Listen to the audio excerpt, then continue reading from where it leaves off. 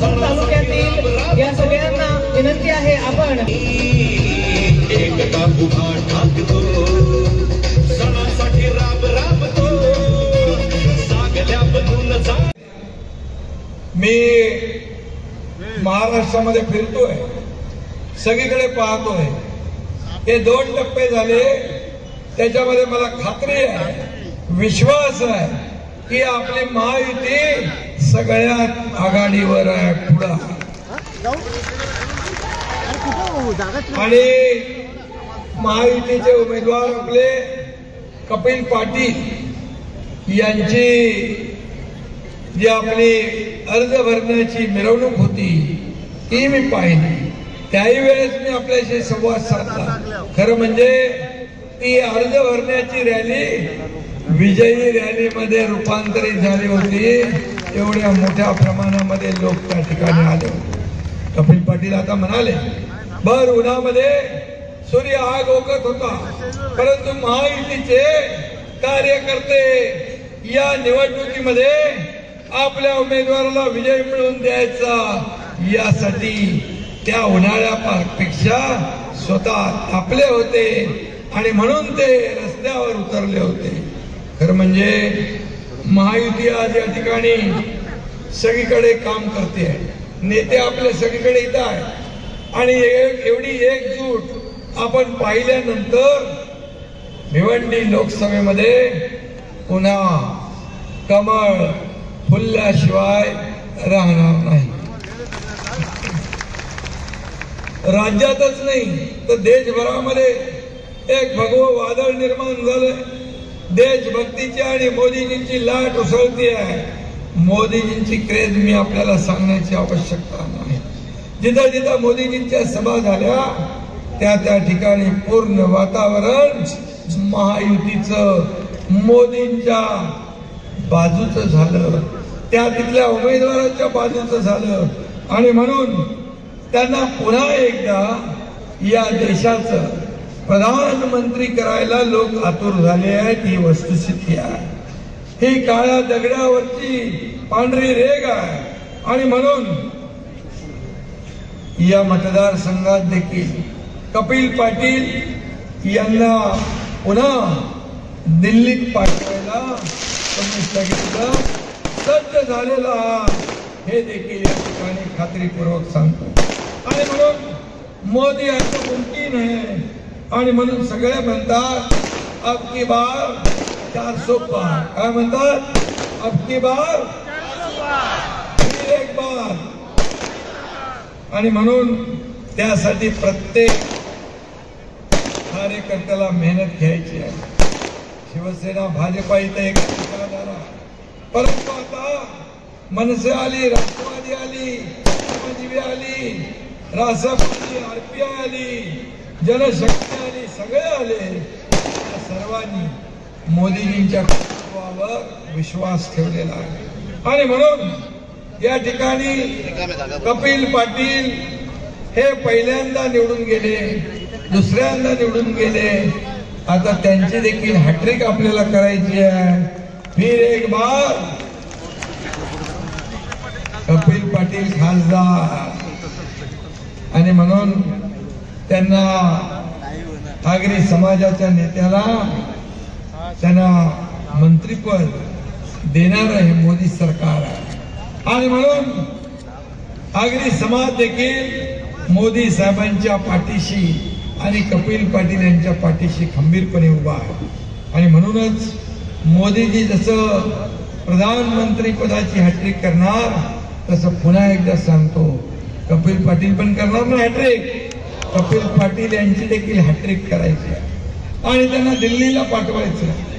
आणि त्यांना एकच सांगतो की दिल्लीला गेल्यानंतर तिकडे सगळ्यांना मोकळा वातावरण करून द्या, इथे सगळ्यांना आपापल्या परीने काम करू द्या आणि पुन्हा एकदा या ठिकाणी सर्वजण ताकदीने आपल्या पाठीशी उभे राहतील असं वातावरण निर्माण करा।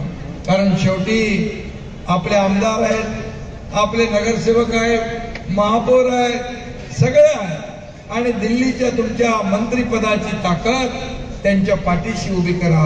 हे सर्व लोक आपल्याला निवडून आणतात हे सर्व कार्यकर्ते आपलं काम करतात. हा उमेदवार कसा चांगला आहे त्याचं मार्केटिंग करतात.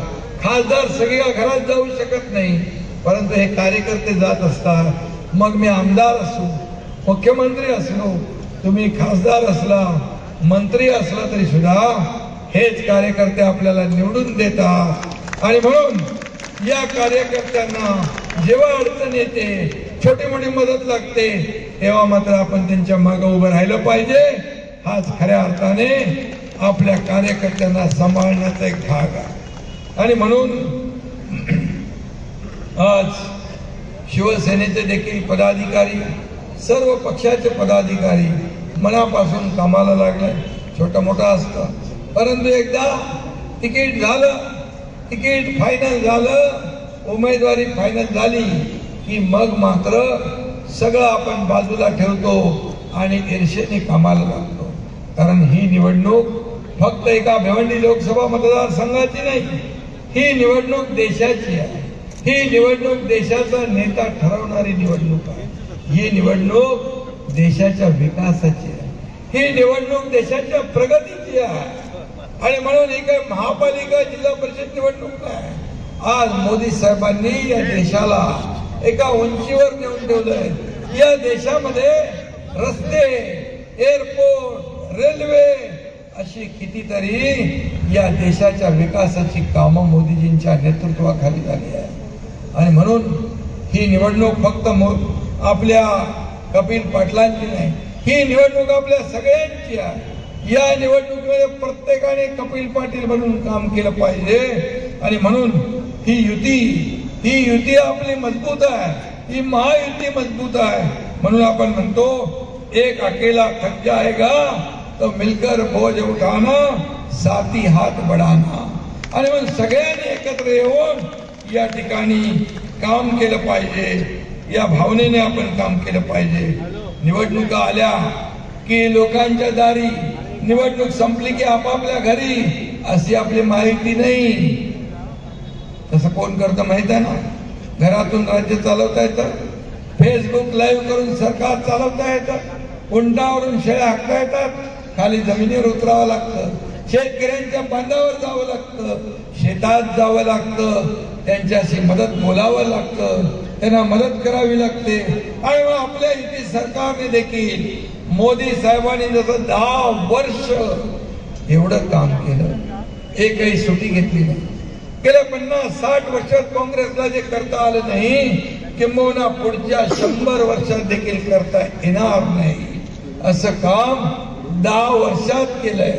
आणि म्हणून या आपल्या सरकारने देखील आज 2 वर्षात एवढी मोठी कामं केलेली आहे की महिलांसाठी एसटी मध्ये सवलत, लेक लाडकी लखपती दीदी, ड्रोन दीदी, महिला बचत गटाची ताकद वाढवणं, हे सगळं केलं. शेतकऱ्यांना मदत केली आपण. युवकांसाठी स्टार्टअप आहे, स्किल डेव्हलपमेंट आहे, नोकऱ्या आहे, स्वयंरोजगार आहे, ज्येष्ठांसाठी वयोश्री योजना आहे. असं सर्व समावेशक धोरण आपल्या युती सरकारने घेतले. आज उद्योग आपल्याकडे येत आहे आणि लोकांची रोजगार आपण देण्याचा प्रयत्न करतोय. आणि म्हणून यासाठी या देशात पुन्हा मोदी सरकार पाहिजे. आज मोदीजी या देशाला पुढे नेत आहेत. पूर्वी देश बोलत होता, भारत बोलत होता,